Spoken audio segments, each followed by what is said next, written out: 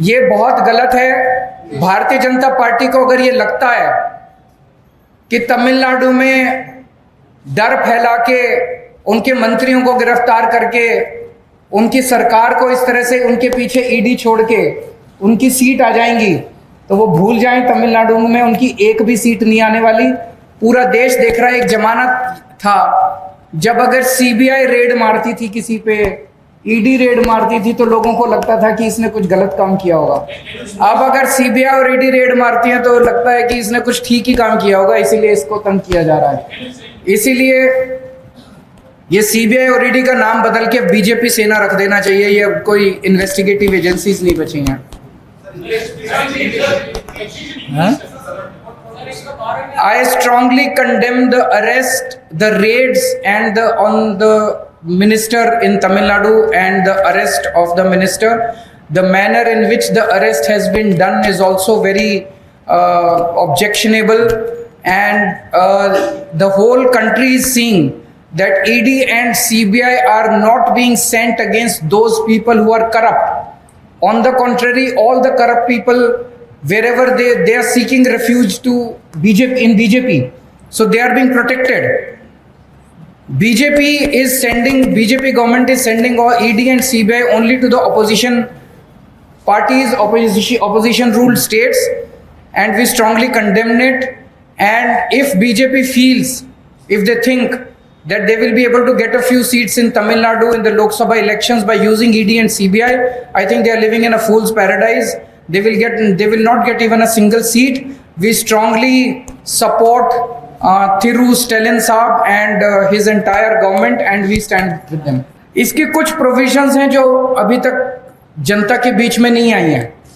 इन्होंने केवल supreme court के आदेश को ही खारिज नहीं किया, इसमें 3 और ऐसी प्रोविजंस इन लोगों ने डाली है जिससे दिल्ली सरकार लगभग खत्म हो जाती है।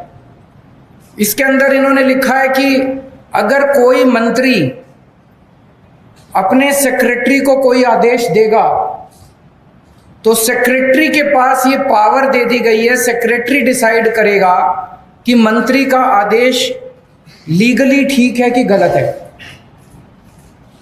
अगर सेक्रेटरी को लगता है कि मंत्री का आदेश लीगली ठीक नहीं है तो सेक्रेटरी मंत्री का आदेश मानने से इनकार कर सकता है। ये दुनिया के अंदर पहली बार हो रहा है कि सेक्रेटरी को मंत्री का बॉस बना दिया।